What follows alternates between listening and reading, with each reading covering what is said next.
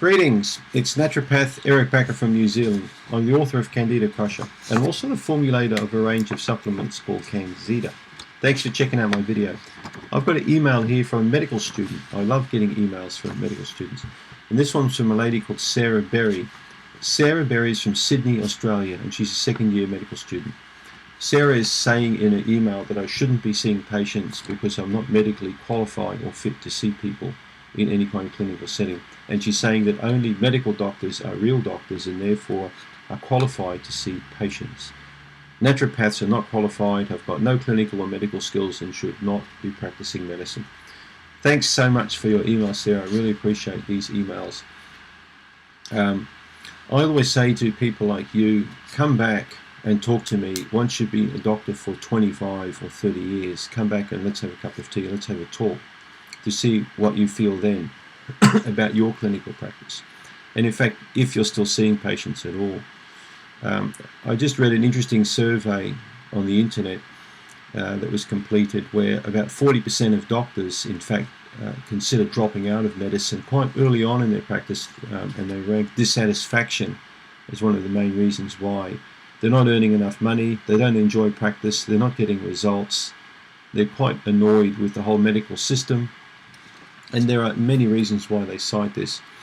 And it's a sad fact that when I qualified from college myself nearly 30 years ago, I discovered that the dropout rate for naturopathic physicians is extremely high 5 years after qualification. In fact, 95% of naturopaths don't even practice in a clinical setting 5 years after they qualify because they just don't really get the clinical support, the education. They don't make a good enough income, and there are many reasons why they can't continue on. So they scale back to a part-time practice, which is very sad. I've been very fortunate in that I've had really good support from my wife, who's helped me for many years. I wouldn't be able to work without her. She does all my bookkeeping for me and helped me for many years booking patients in, which is now automated online, thank goodness. Without proper support and continuing education yourself, without improving your own skills, you never really maintain that sharp cutting clinical edge.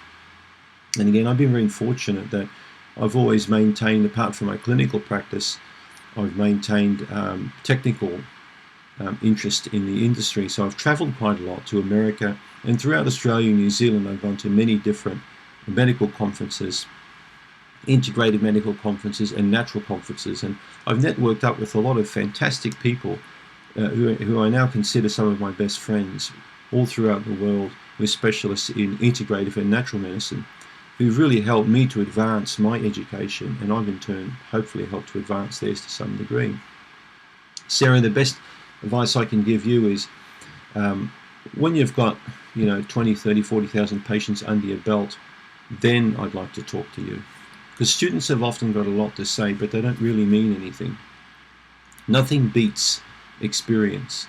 Now, you can say all you want about my lack of skills or qualifications, but I did do a Bachelor of Health Science degree, focusing on complementary medicine.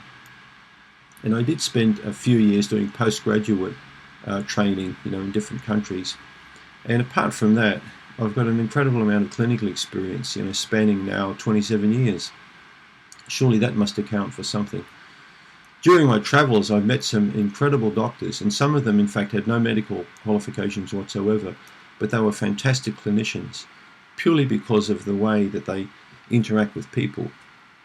What you will learn, Sarah, over time is medicine's not all about giving pills or surgery. It's, to my understanding, a big part of healing people, or facilitating the healing process, is understanding human nature, is working with people and really understanding how they get sick and how they develop their own sickness through their mode of living, through their occupation, through their relationships with other people. It's not just about diagnosing diseases and then giving pills. And that's what medical students tend to think. They tend to think that we find the disease in the human being, we give the pill or the surgery, and the patient's cured and they're healed and they get better again. Well, that's a load of crap. That's not what happens. But that's what a lot of students think. One of my best friends, in fact, many years ago, qualified alongside me as a naturopath and a homeopath. And that man went on to become a medical doctor several years later. And he now, in my opinion, has become very pharmaceutically indoctrinated to the point where he thinks natural medicine's a load of crap. So when a patient comes in with a cough or a sniffle now, that patient gets an antibiotic. So, it's incredible how people can get brainwashed into this disease model thinking. So my advice to you again, more advice is please don't get brainwashed, by pharmaceutical interests. Keep an open mind in healing. Pharmaceutical medicines aren't wrong. They certainly have their place. But in my opinion, they have no role in healing people from long-term chronic illnesses. All they do is suppress symptoms, and that's something that you're going to learn over time. Symptom suppression sometimes is necessary, but it's very evil in many cases, and it will never get a patient to the point where they are gaining optimal health. So that offer for the cup of tea or cup of coffee is still open when you qualify and you've got many years of clinical experience under your belt. Do come around to my place and let's have a kind-hearted conversation.